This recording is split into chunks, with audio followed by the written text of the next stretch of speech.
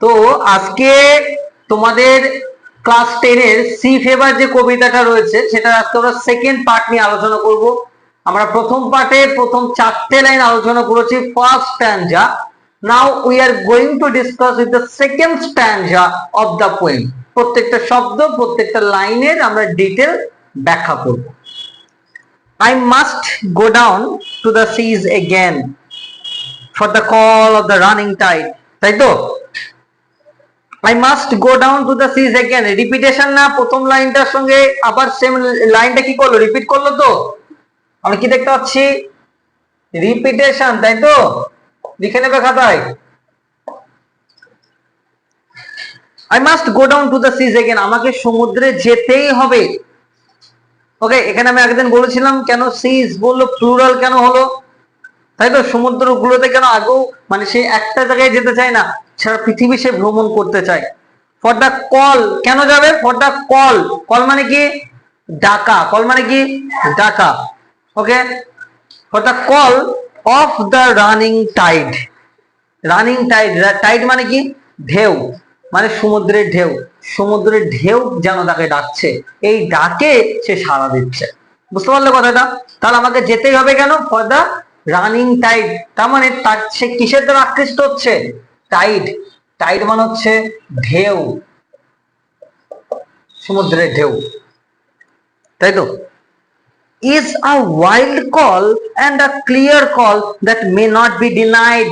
মানে কি? এটা হচ্ছে একটা ওয়াইল্ড কল। ওয়াইল্ড মানেটা লিখে রাখবে। ওয়াইল্ড মানেটা হচ্ছে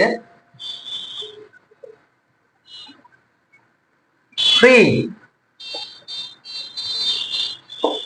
ওয়াইল্ড কল মানেটা কি? ফ্রি। ওয়াইল্ড মানে কি? Free. So is a wild call and a clear call. Clear call মানে কি? একদম স্পষ্ট, যেন আমাকে ডাকছে। Is it a clear call and a wild call, মানে আমাকে স্পষ্ট ভাবে ডাকছে। কে ডাকছে? সমুদ্রের ঢেউ আমাকে ডাকছে। That may not be denied, যেটাকে ডিনাইড করা যায় না, মানে এড়িয়ে যাওয়া যায় না। ডিনাইড মানেটা লিখে রাখবে।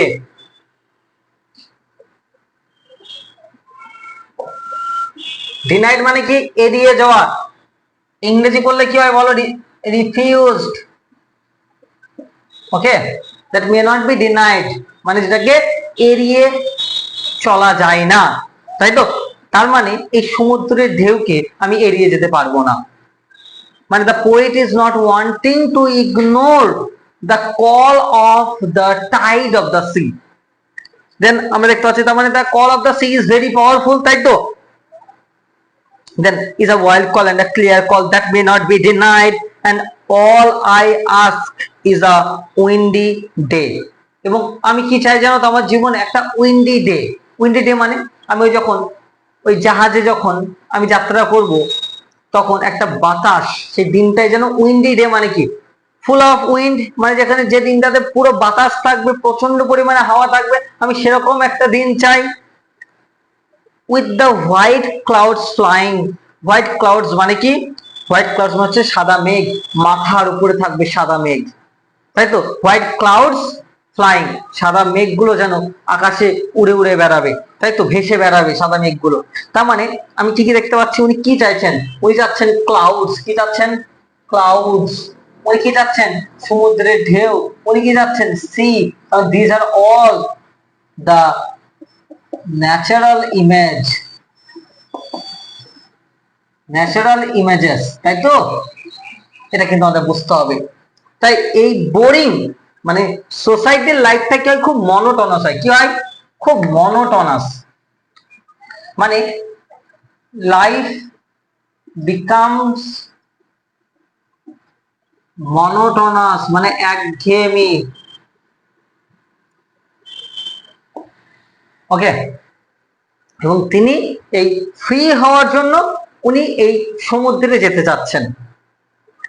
and all I ask, দেখো, and all I ask is a windy day with the white clouds flying and the flung spray and the flung spray and the blown spume and the seagulls crying. and দেখো, flung spray মানেটা কি? flung spray মানে হচ্ছে যে সমুদ্রের জল যখন আসে খুব জোরে, প্রচন্ড জোরে এসে যে ধাক্কাটা মানে না, সেটাকেই বলে ফ্লাং স্প্রে। ওকে, যে সমুদ্রের ঢেউটা এসে খুব জোরে ধাক্কা মারলো, এটাকে বলে ফ্লাং স্প্রে।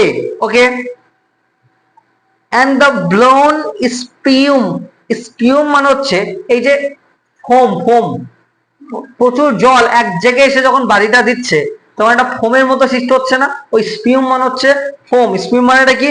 ফোম, সমুদ্রের ফোম। লিখে রাখো।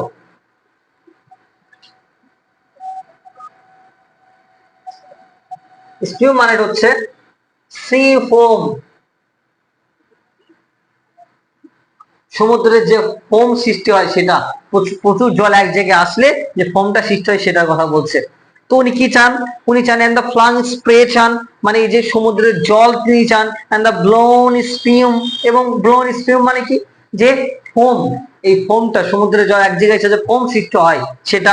And the sea gulls crying, sea gulls মানে কি? সি গার্লস হচ্ছে পাখি। লিখে রাখো, পাখি। সি গার্লস মানে লেখো এটি এক ধরনের পাখি, ঠিক আছে, মানে সি গার্লস বলা হয়। ওকে, সি গার্লস ক্রাইং। তাহলে দেখো এই যে সি গার্লস ক্রাইং, এবং সি গার্লস গুলো সেখানে কি করছে? চিৎকার করছে। এই সমুদ্রে থাকে যে পাখিগুলো কি করছে? চিৎকার করছে এই সি গার্লস গুলো। সুতরাং আমরা দেখতে পাচ্ছি তিনি এবার আবার একটা জিনিস চাইছে, সে হচ্ছে বার্ড। বার্ড মানে কি? পাখি। এটা তো ন্যাচারাল ইমেজ, তাই তো? তাহলে এই যে সি গার্লস, সমুদ্রের ধারে যে পাখিগুলো থাকে, এই ইমেজ গুলো তিনি কিন্তু চাচ্ছেন জীবন। আশা করছি বুঝতে পেরেছো। ওকে, চলো আমরা তারপরে দেখবো। তার মানে নেক্সট আমরা দেখবো I must go down to the seas again. আমরা এটা আমাদের লাস্ট স্ট্যান্ডা, তাই তো? I must go down to the seas again, আমাকে ওই সমুদ্রে যেতেই হবে। আবার রিপিট করলো না লাইনটা। Okay, I must go down to the seas again to the vagrant gypsy life. Vagrant মানে লিখে রাখো যাযাবর, এক জায়গা থেকে আরেক জায়গায় যাওয়া। ভ্যাগ্রেন্ট মানে লিখে রাখো, ভ্যাগ্রেন্ট মিন্স যাযাবর। ইংরেজি করলে কি হয়? Wandering from one place to another, এক জায়গা থেকে আরেক জায়গায় ঘুরে বেড়ানো, এটাকে বলে ভ্যাগাবন্ড। সরি, ওকে, এই যে ভ্যাগ্রেন্ট মানে কি? ভ্যাগাবন্ড বলতে পারো। লিখে রাখো, ভ্যাগাবন্ড মানে যাযাবর। ওকে, লিখে রাখো।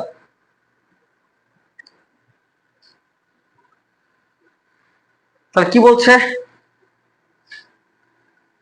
I must go down to the seas again to the vagrant gypsy life. Gypsy life, vagrant gypsy মানে ওই যে vagrant gypsy life মানে কি? যাযাবরের মতো জীবন। আমি যাযাবরের মতো জীবন কাটাতে চাই। তার মানে কোন একটা নির্দিষ্ট ঘর বাড়ি থাকবে না, এই পুরো পৃথিবী নিজের ঘর হয়ে যখন দাঁড়াবে, সেটাই হচ্ছে একটা ভ্যাগাবন্ডের জীবন। So this is the life that the poet is wanting to go. Okay, that the poet is wanting to lead. ওকে, সুতরাং একটা সোশ্যাল লাইফ থেকে বেরিয়ে এসে তিনি একটা ভ্যাগ্রেন্ট জীবন কাটাতে চান, যেটা free, enthusiastic, romantic and adventurous. সেটাও কিন্তু আমরা দেখতে পাচ্ছি এই লাইফটা। অবশ্যই লিখে নাও, প্রত্যেকটা মানে লিখে রাখবে, কারণ তোমাদের ইংরেজি শব্দগুলো লিখে রাখো কেন? পরীক্ষায় তোমাদের ভোকাবুলারি থাকবে 8 নম্বরে, 4টে থাকবে 8 নম্বরের ভোকাবুলারি আসবে, এখান থেকে তোমাদের রেডি হয়ে যাবে। তাছাড়া মোস্ট ইম্পর্টেন্ট 200টা ভোকাবুলারি লিস্ট তোমাদের আমি দেবো আলাদা করে।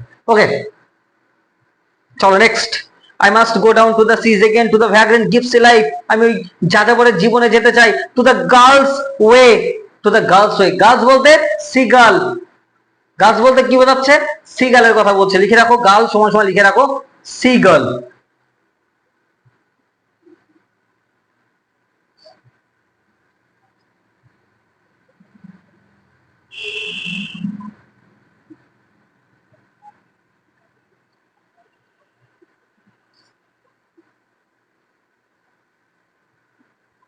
ওকে, and the girls way, girls way মানে পথ, মানে ওই সিগাল যে পথ দিয়ে যায় আমি সেই পথ দিয়ে যাব। তো সিগালের পথ কোনটা? সমুদ্র। আমার পথ হচ্ছে সেই সমুদ্র। তার মানে the poet is wanting to be that seagull. that is actually moving around the sea. So that is that the poet is wanting to be the seagull. এটা সেজন্য একটা বাংলা কবিতা আছে অমল কান্তি বলে। অমল কান্তি বলেছিল যে আমি রোদ্দুর হতে চাই, তাই তো লাইনটা আমরা জানি, আমি রোদ্দুর হতে চাই। তার মানে কি রোদ্দুর হওয়া মানে কি? তার প্রকৃতির মধ্যে সে থাকতে চাই, তাই তো সেটা আমরা দেখতে পাচ্ছি। এখানেও কিন্তু কবি ওই প্রকৃতির মধ্যে থাকছেন, কবি কিন্তু এই প্রকৃতির পাঠ হতে চাচ্ছেন, সেটা কিন্তু আমরা দেখতে পাচ্ছি। ওকে, চলো নেক্সট লাইনটা এসো। So to the gull's way and the whale's way. Whale's way মানেটা কি? ওয়েল মানে কি তিমি, তিমি। ওয়েল মানে কি তিমি মাছ। এন্ড দ্য ওয়েলস ওয়ে মানে তিমি মাছ যে পথ দিয়ে যায়, কিসের মধ্যে দিয়ে যায়? সমুদ্রের মধ্যে দিয়ে যায়। তো তাহলে সেই সমুদ্র, আমিও কিন্তু সেই সমুদ্র হতে চাই, ওই তিমি মাছ যেদিক দিয়ে যায়। তারপরে how the poet is wishing, the poet wishes to be the part of the nature. So to the girls way and the world's way, why the wind is like a whetted knife. whetted knife মানে লেখো তীক্ষ্ণ ছুরি। whetted মানে কি sharpened knife।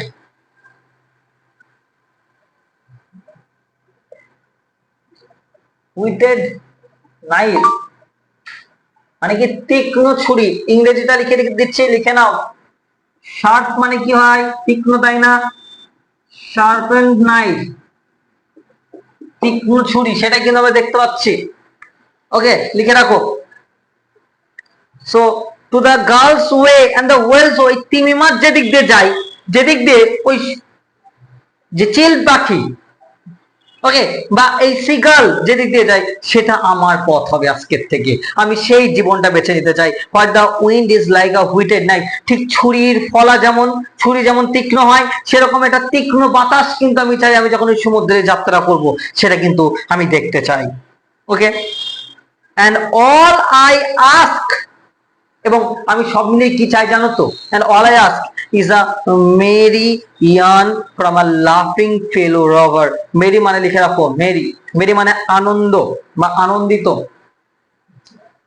Mary মানে লিখে রাখো আনন্দ বা আনন্দিত।